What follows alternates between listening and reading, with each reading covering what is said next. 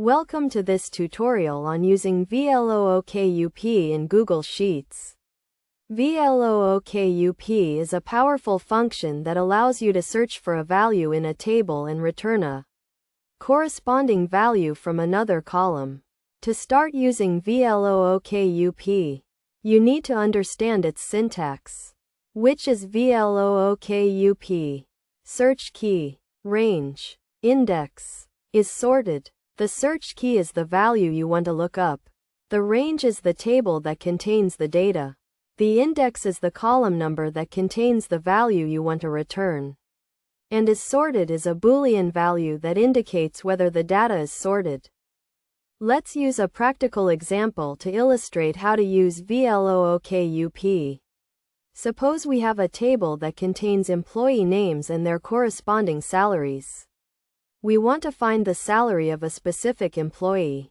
First, we need to identify the search key, which is the employee name.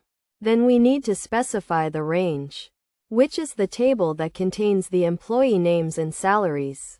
The index is the column number that contains the salaries, which is the second column. The formula would be VLOOKUP. Employee name. Table range. 2. False. We set is sorted to false because our data is not sorted. When you enter the formula and press enter, Google Sheets will search for the employee name in the table and return the corresponding salary. Best practices for using VLOOKUP include using absolute references for the range and index, and making sure the data is accurate and up to date.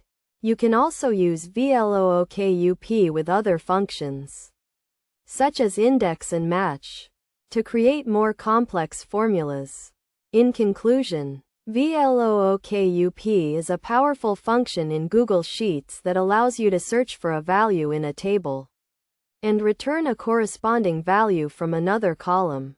By following the steps outlined in this tutorial, you can start using VLOOKUP to streamline your workflow and improve your productivity.